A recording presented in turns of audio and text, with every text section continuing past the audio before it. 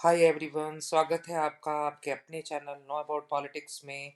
आज फिर से क्लास 10th लोकतांत्रिक राजनीति का टॉपिक जन संघर्ष और आंदोलन हम करेंगे इस वीडियो में, जिसका पार्ट 1 हम पहले कर चुके हैं। तो आइए देखिए हमारे इस लेसन के 4 पहलू हैं, जिनमें से एक राजनीतिक दल है।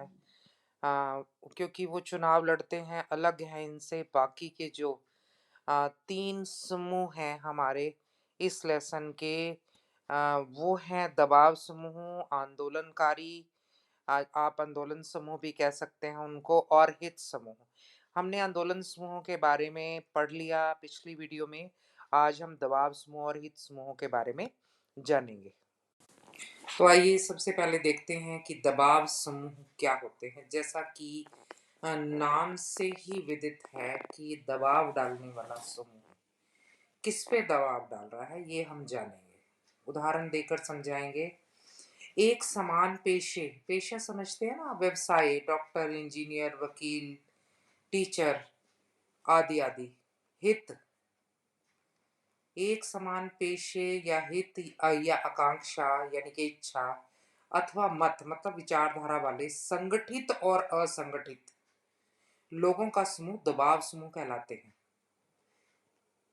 ठीक है, इसमें एक समान पेशे, हितकांक्षा और विचारधारा वाले लोग हैं, चाहे वो संगठित हों चाहे असंगठित हों, दोनों इसकी डेफिनेशन में आते हैं, जो अपने उद्देश्यों की पूर्ति के लिए सरकार पर दबाव डालते हैं। अब आप समझ गए ना दबाव समूह क्यों कहा गया है। ये सरकार पर दबाव डालते हैं, यह सरकार को लोक हितकारी फैसले लेने के लिए बाध्य करते हैं, यानी कि मजबूर करते हैं, और सरकार द्वारा लिए गए गलत निर्णयों को बदलवाने में भी महत्वपूर्ण भूमिका निभाते हैं। उदाहरण के लिए नर्मदा बचाओ आंदोलन, जो कि नर्मदा नदी से उत्पन्न हुआ मसला था, सूचना के अधिकार का आंदोलन, आरटीआई जिसको आज कहते हैं, शराब विरोधी जितने आंदोलन हैं, पर्यावरण आंदोलन, दबाव समूह के प्रमुख उदाहरण हैं। ये कोई राजनीतिक दल नहीं थे, ये कोई ऐसे संगठन नहीं थे, लेकिन फिर भी इन्होंने अपने काम सरकार से करवाए। ये दबाव समूहों का मेन काम होता है। दबाव समूह के बारे में हमने जान लिया। अब ये जानेंगे कि इनका गठन कैसे होता है। जब लोगों के हितों की रक्षा का सवाल हो या कोई मांग को मनवाना हो, तब दबाव समूहों का गठन होता है। ये एग्जिस्ट करते हैं, ये हम आगे जब चर्चा करेंगे ना इस टॉपिक के विस्तार से, तो आपको ये पता चल जाएगा कि ऑलरेडी एग्जिस्ट करते हैं, लेकिन अचानक ये आंदोलन और दबाव समूह में परिवर्तित हो जाते हैं। दबाव समूह के लोगों के हित साझा होते हैं। ये आमतौर पर समाज के किसी खास खास समूह के, ये बात इंपॉर्टेंट है, अंडरलाइन करिए इस बात को, कि किसी खास समूह के हितों को बढ़ावा देना चाहते हैं। ये आम आम हितों के समूह को बढ़ावा नहीं देते, ये किसी खास समूह के हितों को और किसी खास मांग को लेकर सरकार के समक्ष प्रदर्शन करते हैं। जैसे कर्मचारियों का संगठन बामसेफ, जिसके बारे में आपने डिटेल से पिछली वीडियो में पढ़ लिया है। अब आइए अगले पॉइंट पे कि दबाव समूहों और आंदोलनों में एक समानता और एक भिन्नता बताइए। देखिए जानबूझ के मैंने रखा है ये, ताकि शुरू में ही आपको ये क्लियर हो जाए कि दबाव समूह और आंदोलन कैसे समान है और कैसे अलग है, क्या डिफरेंस है इनमें। समानता क्या है दोनों में? दबाव समूह और आंदोलन राजनीति में प्रत्यक्ष रूप से भाग नहीं लेते, ये राजनीति से परे रहते हैं। और ये सरकारी गतिविधियों में व्यवधान उत्पन्न करते हैं, जैसे कि रैलियां निकाल ली, प्रदर्शन कर लिए, जुलूस निकाले, हड़तालें की, आदि आदि। दोनों दोनों की ये एक समानता है। भिन्नता क्या है फिर, डिफरेंस क्या है दोनों में? दबाव समूह में अधिकतर एक जैसे पेशे के लोग शामिल होते हैं, जबकि आंदोलन में विभिन्न वर्गों के लोग, यानी कि कोई भी उसमें आके जो उस हित से जुड़ा हुआ है वो इससे जुड़ सकता है, उसका कोई पर्टिकुलर जो है वर्ग विशेष से कोई लेना देना नहीं होता। ये अब हम दो बहुत इंपॉर्टेंट क्वेश्चंस ले रहे हैं, दबाव समूह की 4 विशेषताएं। राजनीतिक दलों और दबाव समूह में अंतर, ये दोनों ही question examination point of view से बहुत इंपॉर्टेंट है। मैंने एक ही स्लाइड में लिए हैं, उसी में आप दबाव समूह की विशेषता बता सकते हैं, और जान सकते हैं, और उसी में राजनीतिक दलों की विशेषताएं पता चलेंगी, और दोनों में अगर कंपैरिजन आ जाता है तो अब वो भी आपको यहीं पर मिलेगा। पहला क्या है जी, जो दबाव समूह है की तरफ से मैं पढ़ रही हूँ पहला पॉइंट, कि इनका मुख्य लक्ष्य सत्ता पर नियंत्रण करना नहीं होता। सत्ता मतलब अ, सरकार बनाना, देश की गद्दी पर बैठना, ठीक है ना? आप ये कह सकते हैं। जबकि राजनीतिक दलों का मुख्य लक्ष्य होता है सत्ता पर नियंत्रण करना, यानी कि सरकार बनाना। दूसरा है चुनावी, ये यह मतलब कि दबाव समूह चुनावी राजनीति में हिस्सा नहीं लेते, दूर रहते हैं चुनावों से ही, क्योंकि इनका लक्ष्य सत्ता पर नियंत्रण करना नहीं है। दूसरा है कि राजनीतिक दलों का क्या विशेषता है कि ये सत्ता पर नियंत्रण करने के लिए ही चुनाव लड़ते हैं। तीसरा है, ये एक वर्ग विशेष के हितों के लोगों का समूह होता है, और जबकि राजनीतिक दल एक समान विचारधारा से प्रभावित लोगों का समूह होता है। वो एक वर्ग विशेष से प्रभावित लोगों का एक समूह होता है, ये एक ही विचारधारा से प्रभावित लोगों का समूह होता है। चौथा है, ये आम जनता के प्रति उत्तरदायी नहीं होते, जबकि एक राजनीतिक दल आम जनता के प्रति अपनी हर एक्टिविटी के लिए उत्तरदायी होता है। तो आइए अब चर्चा करते हैं कि हित समूह क्या है और इनके कितने प्रकार हैं। ये भी इम्पोर्टेंट क्वेश्चन है आपके इस लेसन का। जो संगठन विशिष्ट सामाजिक वर्ग जैसे मजदूर, कर्मचारी, शिक्षक और वकील आदि के हितों को बढ़ावा देने की गतिविधियां चलाते हैं, उन्हें हित समूह कहा जाता है। अब यहाँ पर मैं अपना पहला वाला पॉइंट लेके आऊंगी कि ये हित समूह ऑलरेडी एग्जिस्ट कर रहे हैं, ठीक है? मजदूरों के संगठन भी समाज में एग्जिस्ट कर रहे हैं, कर्मचारी वर्ग के भी, शिक्षक वर्ग के भी, वकीलों के भी, ठीक है? एक तो व्यापारिक संगठन भी हैं, लेकिन फिर ये बाद में जाके किसी विशेष मुद्दे को लेकर ये दबाव समूह बन जाते हैं बाद में, और उसके बाद आंदोलन समूह भी बन जाते हैं। तो आपस में ये सारे लिंक्ड हैं एक दूसरे से। ये 2 प्रकार के होते हैं, वर्ग विशेष के हित समूह।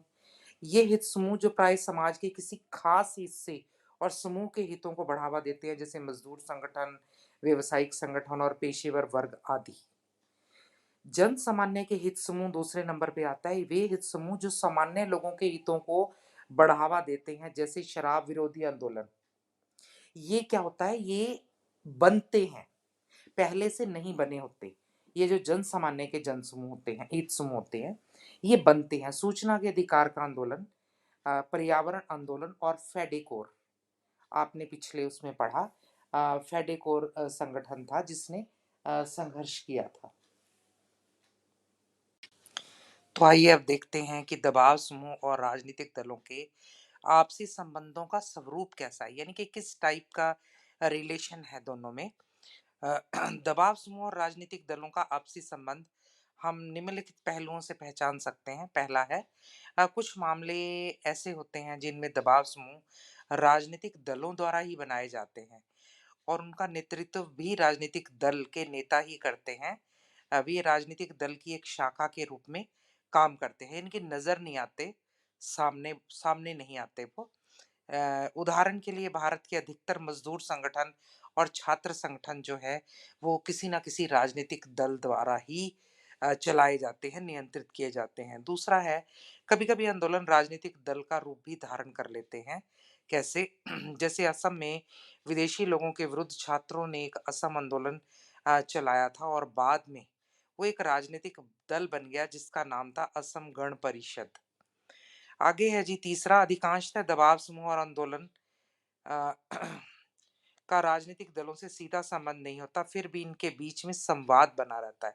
मतलब बातचीत तो होती रहती है ना, और सुलह की बातचीत भी चलती रहती है कि मांगे माननी है, नहीं माननी, इतनी मांगनी है, इतनी नहीं माननी, तो बात चलती रहती है सरकार के साथ इनकी। अ, और फिर इन आंदोलनकारी समूहों के द्वारा उठाए गए मुद्दे ही राजनीतिक दल अपने मुद्दे बना लेते हैं। देखिए राजनीतिक दल ऐसा करते हैं, इसका एक उदाहरण है हरियाणा में 2004 की शायद आसपास एक किसान आंदोलन हुआ था बहुत बड़ा, और उसमें कई किसानों की जान तक भी चली गई थी। उनकी डिमांड थी बिजली के बिलों की माफी। वो ये सरकार से मांग रख रहे थे। तो जो विपक्षी पार्टी थी उस समय, उसने उनके इस मुद्दे को अपना राजनीतिक मुद्दा बना लिया और किसानों से कहा कि अगर हमारी सरकार आई तो हम आपके बिजली के बिल माफ करेंगे, और वो बाद में सत्ता में आई और उसने किसानों के बिजली के बिल माफ भी किए। तो इस प्रकार से आप समझ सकते हैं कि इनका राजनीतिक दलों से कैसा रिलेशन होता है। तो चलिए अब जानते हैं कि ये दबाव समूह और आंदोलन राजनीति को कैसे प्रभावित करते हैं। देखिए हमने दोनों का संबंधों का स्वरूप कैसा था ये पिछली स्लाइड में देखा। तो अब आप जानेंगे कि राजनीति को ये दोनों चीजें जो हैं वो कैसे प्रभावित करती हैं। अ, दबाव समूह और आंदोलन प्रत्यक्ष रूप से चुनावी राजनीति में भाग नहीं लेते, जैसा कि आप जानते हैं। हर 10वीं लाइन के बाद ये सेंटेंस आ रहा है। लेकिन फिर भी राजनीति को बहुत अधिक प्रभावित करते हैं। कैसे? नंबर एक, दबाव समूह और आंदोलन किसी विशेष मुद्दे पर आंदोलन चलाकर जनता का समर्थन हासिल करने में सक्षम होते हैं। ये संचार माध्यमों का सहारा भी लेते हैं ताकि जनता का ज़्यादा से ज़्यादा ध्यान जो है अपनी तरफ और अपने मुद्दे की तरफ खींच सकें। दूसरा, ये समूह हड़ताल और सरकारी कामकाज में बाधा पहुंचाने जैसे उपाय भी करते हैं, उनका सहारा लेते हैं ताकि सरकार उनकी मांगों को मानने के लिए बाध्य हो जाए। अगला है, दबाव समूह और आंदोलनकारी समूहों में के कुछ व्यक्ति सरकार को सलाह देने वाली समितियों और आधिकारिक निकायों में भी हिस्सा ले सकते हैं। कुछ मामलों में दबाव समूह राजनीतिक दलों द्वारा ही बनाए जाते हैं, जैसे हमने अभी थोड़ी देर पहले पढ़ा, और उन्हीं के द्वारा इन पर नियंत्रण किया जाता है और ये राजनीतिक दल की शाखा के रूप में कार्य भी करते हैं। तो इस प्रकार हम देखते हैं कि दबाव समूह और आंदोलन समूह राजनीति को कैसे प्रभावित करते हैं। हाँ जी, अब हम करेंगे दबाव समूह की गतिविधियों का लोकतांत्रिक सरकार के कामकाज में क्या उपयोग है, या दबाव समूह की जो गतिविधियां हैं वो एक लोकतंत्र को कैसे मजबूत करती हैं। ये मैंने थोड़ा डिटेल में लिखा है। हम इन समूहों का, चाहे वो दबाव हो समूह हो, आंदोलन समूह हो, हम इनका राजनीति के साथ संबंधों पे चर्चा कर चुके हैं, इनके बीच अंतर की चर्चा कर चुके हैं। राजनीतिक दलों के साथ इनका जो है वो क्या कनेक्शन है, कैसे उनको प्रभावित करते हैं, ये कर चुके हैं। अब एक लोकतांत्रिक सरकार में क्या ये उपयोगी हैं? अगर हैं तो कैसे? ये मैंने बहुत डिटेल में यहाँ लिखा है। दबाव समूह अपने उद्देश्यों की पूर्ति के लिए सरकार पर दबाव डालते हैं, ये अब तक हम सब जान चुके हैं। तो उन्हें देखकर ऐसा लगता है कि किसी एक ही समुदाय के हितों का प्रतिनिधित्व करने वाले ये समूह लोकतंत्र के लिए क्या काम कर सकते हैं? शायद नहीं, हितकर नहीं हो सकते, क्योंकि लोकतंत्र में किसी एक समुदाय के हितों का नहीं, बल्कि सभी के हितों का सम्मान किया जाता है। लेकिन अगर गहराई में पड़ताल की जाए तो हमें ये पता चलेगा कि इस से लोकतंत्र की जड़ें बहुत मजबूत हुई हैं। कैसे? सरकार के ऊपर जब दबाव डलता है इन समूहों द्वारा तो जनता के हितों की पूर्ति होती है। यानी कि जनता की जो ज़रूरी माँगें हैं वो मानी जाती हैं सरकार के द्वारा। लोकतंत्र में सरकार पर दबाव डालना कोई गलत काम नहीं है। इससे आम आदमी की क्या ज़रूरतें हैं सरकार को इसके बारे में पता चलता है। इसके साथ ही वर्ग विशेष हित समूह भी एक महत्वपूर्ण भूमिका निभाते हैं। जब विभिन्न समूह क्रियाशील हों तो कोई एक समाज से ऊपर प्रभुत्व कायम नहीं कर सकता। यदि कोई एक समूह सरकार के ऊपर अपने हित में नीति बनाने पर दबाव डालता है, तो दूसरा जो है वो उठकर उसके खिलाफ खड़ा हो जाता है। तो सरकार को भी पता चलता रहता है कि समाज के विभिन्न समुदाय क्या चाहते हैं, और वह सरकार उनके परस्पर विरोधी हितों के बीच में तालमेल बिठाना और शक्ति संतुलन स्थापित करने में उसको सरकार को आसानी हो जाती है। आज की वीडियो में इतना ही गाइस। ये लोकतांत्रिक राजनीति की लास्ट वीडियो थी। अब आपकी सारी वीडियोस सभी लेसन्स की डल चुकी हैं। आपने इतना प्यार दिया, उसके लिए बहुत-बहुत शुक्रिया आपका। Thank you very much. मिलते हैं अपनी नेक्स्ट वीडियो में बहुत जल्द। तब तक के लिए आप इस चैनल को लाइक कीजिए, शेयर कीजिए, सब्सक्राइब कीजिए और जो मेरे नए व्यूअर्स हैं प्लीज़ वो चैनल को सब्सक्राइब ज़रूर करें, बेल आइकॉन का बटन ज़रूर दबाएँ, इससे हमें मोटिवेशन मिलती है। Thank you very much for watching.